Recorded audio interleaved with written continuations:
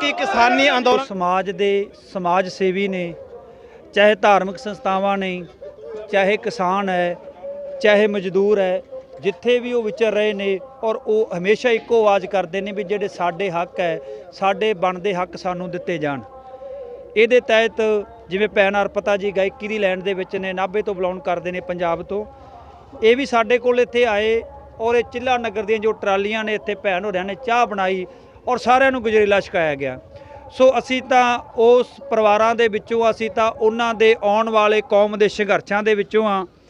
ਚਾਹੇ ਧੁੱਪ ਆਈ, ਚਾਹੇ ਹਨੇਰੀਆਂ ਆਈਆਂ, ਚਾਹੇ ਤੂਫਾਨ ਆਏ, ਚਾਹੇ ਸਭ ਕੁਝ ਸਾਹਮਣੇ ਜਾਂਦਾ ਰਿਹਾ, ਪਰ ਅਸੀਂ ਕਦੇ ਵੀ ਚੜ੍ਹਦੀ ਕਲਾ ਨਹੀਂ ਆਪਦੀ ਛੱਡੀ।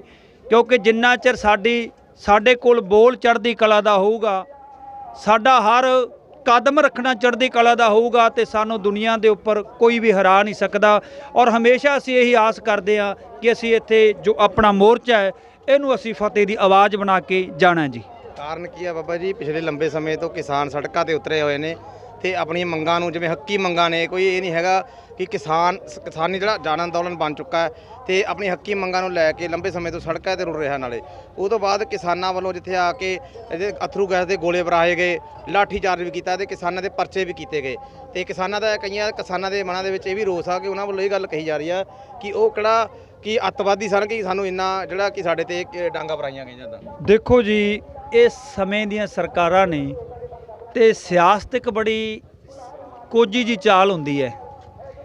जे आपां शुकनी वर्गिया मामिਆਂ ਨੂੰ ਵੇਖੀਏ ਤੇ ਉਹਨਾਂ ਦੀ ਚਾਲਾਂ ਨੇ ਵੱਡੇ ਵੱਡੇ ਮਹਾਭਾਰਤ ਦੇ ਵਿੱਚ ਪੁੱਠੀਆਂ ਗੇਮਾਂ ਕਰਵਾ ਕੇ ਰੱਖਤੀਆਂ। ਇਤਿਹਾਸ ਦੇ ਵਿੱਚ ਦੇਖੋਗੇ ਇਹ ਜਿਹੜੇ ਮੰਨ ਲਓ ਸਿਆਸਤ ਕਰਨ ਵਾਲੇ ਨੇ, ਜਿਨ੍ਹਾਂ ਨੂੰ ਅਸੀਂ ਵੋਟ ਦੇ ਦਿੰਦੇ ਆ, ਪਹਿਲੀ ਗੱਲ ਸਾਨੂੰ ਇਹ ਨਹੀਂ ਪਤਾ ਹੁੰਦਾ ਵੀ ਆਪਾਂ ਵੋਟ ਦੇ ਕੇ ਆਪਾਂ ਇਹਨਾਂ ਦੇ ਗੁਲਾਮ ਹੀ ਹੋ ਜਾਂਦੇ ਆ।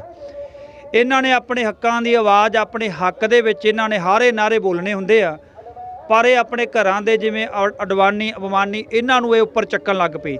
ਸਾਡਾ ਹਾਲਾਤ ਤਾਂ ਇਦਾਂ ਹੀ ਬਣਾ ਕੇ ਰੱਖਤਾ ਵੀ ਜਿਵੇਂ BSNL ਜੀਓ ਦੇ ਸਾਹਮਣੇ ਹੋ ਗਿਆ।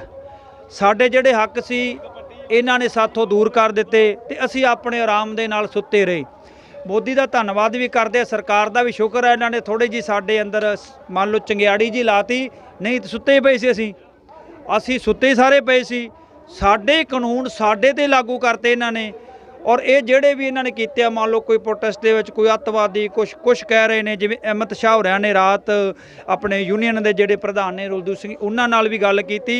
वो कहंदे भी सानू ਜਿਹੜੀ मान लो असीं हार जी महसूस करते हैं भी साडी कोशिश है, कुछ मंग तुसीं थल्ले आ जाओ, कुछ असीं मंन लैने आ, सोडी भी रह जाऊगी ते साडी भी रह जाऊगी। पर असीं बेनती करते हुंदे आ भी जदों एक हुंदा सच, ਜਿਹੜੀ ਗੱਲ ਅਸੀਂ ਕਹਿ ਦਿੱਤੀ कि जिन्ने भी तिन्ने काले कानून ने इन्हां नूं असीं रद्द कराउणा है, इस तो थल्ले साडी कोई भी किसी की डिमांड नहीं, चाहे जिहदी मर्जी इंटरव्यू करके देखो। और असीं ये मंग भी करते हैं और आने वाले समय दे विच ये बेनती भी करते हैं कि साडे जिहड़ियां मंगां इन्हां नूं कल दी मीटिंग दे विच ये मोर्चे नूं फतेह कराओ जी।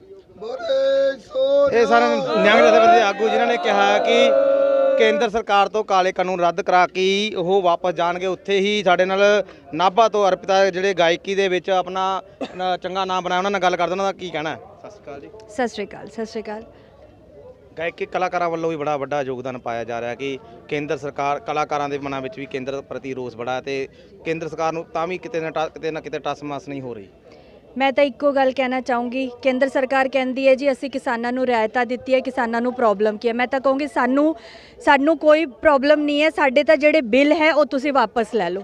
सानू तुहाडे चाहिदियां ही नहीं रियायतां। तुसीं कहने हो जी असीं रियायतां दित्तियां, सानू नहीं चाहिदियां। साना तो जो पहला सी सानू तुसीं उवें ही कर दो, असीं उहदे च ही राजी हां, असीं उहदे च ही खुश हां। जद तक साडे तिन्नों दे तिन्नों कानून वापस नहीं लिते जाणगे असीं इत्थों हिल्लण नहीं वाले, क्योंकि ये असीं उस कौम च बाबा जी दा खून साडे एक एक बंदे दे अंदर रग रग च वसिया होया है। और असीं वो लोग आ जो एक बार कहता वही पूरा करके इत्थों जावांगे। मेरी बेनती है हर बंदे कोलों अज सानू पूरे विश्व तो सपोर्ट मिल रही है, लेकिन जिहड़े सुत्ते पए भी हैं वो जागो और आके इत्थे सपोर्ट करो।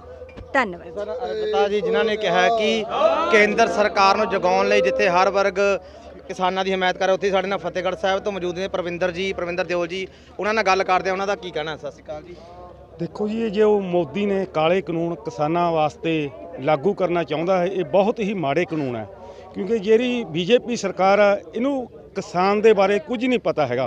देखो ਇੱਕ ਕਿਸਾਨ ਹੈ ਜੋ ਆਪਣੀ ਰਾਤ ਨੂੰ ਮੋਟਰ ਚਲਾ ਕੇ ਜੀਰੀ ਪਾਲਦਾ ਤੇ ਕਣਕ ਬੀਜਦਾ ਤੇ ਉਹਨੂੰ ਪਾਣੀ ਲਾਉਂਦਾ, ਉਹਦੇ ਕਈ ਵਾਰ ਪੈਰਾਂ ਦੇ ਵਿੱਚ ਸੱਪ ਵੀ ਲੰਘ ਜਾਂਦਾ ਹੈ। ਬਹੁਤ ਖਤਰਨਾਕ ਸਮਾਂ ਹੁੰਦਾ ਹੈ। ਇਹਨਾਂ ਨੂੰ ਅੰਦਰ ਬੈਠਿਆਂ ਨੂੰ ਬੜੇ ਬੜੇ ਘਰਾਣਿਆਂ ਨੂੰ ਕੀ ਪਤਾ, ਇਹ ਤਾਂ ਐਂ ਕਹਿੰਦੇ ਨੇ ਵੀ 20 ਕਿਲੋ ਕਣਕ 40 ਕਿਲੋ ਕਣਕ ਪਾਤੀ ਤੇ 20 ਕੁਇੰਟਲ ਕਿਸਾਨ ਨੇ ਵੱਢ ਲਈ। ਇਹਨੂੰ ਐਂ ਨਹੀਂ ਪਤਾ ਵੀ ਜਿਹੜੇ 6 ਮਹੀਨੇ ਇਹ ਕਿਸਾਨ ਆਪਣੇ ਪੁੱਤਾਂ ਨਾਲੋਂ ਵੀ ਵੱਧ ਫਸਲ ਪਾਰਦਾ, ਉਹ ਆਪਣੇ ਸਾਰੇ ਪਰਿਵਾਰ ਦਾ ਤੇ ਸਾਰੇ ਮੁਲਕ ਦਾ ਜੋ ਢਿੱਡ ਪਾਲਦਾ, ਉਹ ਅੱਜ ਇੱਕ ਕਿਸਾਨ ਹੀ ਹੈ। ਅਸੀਂ ਮੋਦੀ ਸਰਕਾਰ ਨੂੰ ਇਹ ਚੇਤਾਵਨੀ ਵੀ ਦਿੰਦੇ ਹਾਂ ਕਿ ਜਿੰਨਾ ਚਿਰ ਇਹ ਤੂੰ ਕਾਲੇ ਕਾਨੂੰਨ ਵਾਪਸ ਨਹੀਂ ਲੈਂਦਾ, ਇਹ ਸੰਘਰਸ਼ ਇੱਦਾਂ ਹੀ ਜਾਰੀ ਰਹੂਗਾ। ਜੋ ਫਤਿਹ ਮੋਰਚਾ ਕਰਕੇ ਅਸੀਂ ਆਪਣੇ ਘਰਾਂ ਨੂੰ ਵਾਪਸ ਫਿਰ ਵੀ ਹੀ ਜਾਵਾਂਗੇ, ਨਹੀਂ ਅਸੀਂ ਜੋ ਵੀ ਕੁਰਬਾਨੀ ਦੇਣ ਲਈ ਅਸੀਂ ਇੱਥੇ ਪਹੁੰਚੇ ਹਾਂ, ਕੁਰਬਾਨੀ ਦੇਣ ਤੋਂ ਬਗੈਰ ਅਸੀਂ ਵਾਪਸ ਨਹੀਂ ਮੁੜਾਂਗੇ।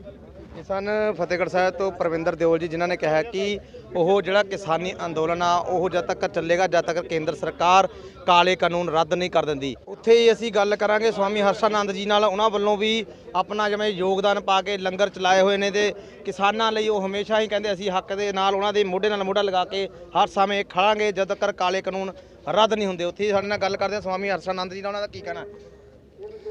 आज तो मैं ये कहने आया हूँ कि हम सबको अब बहुत जागरूक होकर ये काम करना होगा और इसके कई फेज़ बनाना होंगे। फेज़ 1 में मैं चाहता हूँ कि सब जितने ऑर्गेनाइजेशन हैं, किसान संगठन, सब अपने छोटे छोटे मतभेद भुला करके एक सूत्र में बंधे, क्योंकि ये लड़ाई बहुत ही महत्वपूर्ण हिस्से में पहुँचने जा रही है।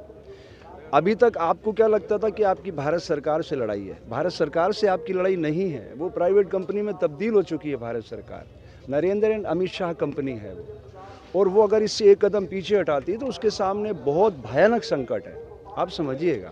इसलिए मैं किसान भाइयों से प्रार्थना करता हूँ कि आपका ये आंदोलन बहुत बड़ा रूप ले चुका है, सारी दुनिया की निगाह है इसके ऊपर कि अब क्या होने वाला है। तो मैं ये चाहूँगा कि फेज़ 1 में जितने किसान संगठन हैं वो तो अपनी वाणी को नियंत्रित करें ही, और मॉनिटर भी करें कि कोई गलत अल्फाज हमारे इस पूरे सिस्टम से बाहर ना जाए, क्योंकि उनका जो मीडिया है वो वही चलाएगा जो वो चाहते हैं।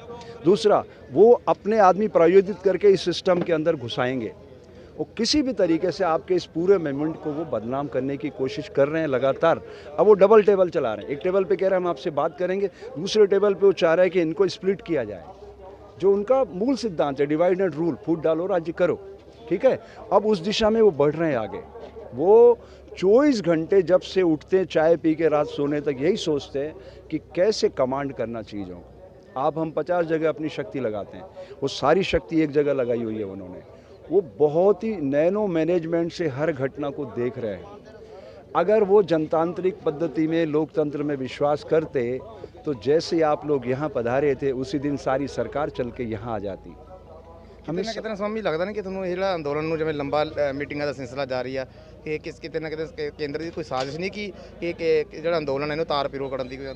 देखिए, मुझे ऐसा लगता है कि इस सारे आंदोलन को कोई अदृश्य शक्ति संचालित कर रही है। ऐसा नहीं कि आंदोलन ये पहली बार हुआ किसानों का, हाँ इतना बड़ा आंदोलन पहली बार हो रहा है। 47 से लेके आज तक देश को आज़ाद हुए 73 साल हो गए, सरकारें आती रही जाती रही, किसान बुनियादी हक के लिए लड़ता रहा। आप बताइए मुझे, मैं आपके माध्यम से आपके दर्शकों को बताना चाहता हूँ, दुनिया की सारी वस्तुओं की कीमत बेचने वाले तय करते हैं, किसान की फसल की कीमत खरीदने वाला तय करता है। क्या ये सच्चे लोकतंत्र के उदय का संकेत है? बिल्कुल नहीं। हमारी सारी इकोनॉमी, हमारी सारी आर्थिक समृद्धि जो है किसान की शक्ति पर टिकी हुई है।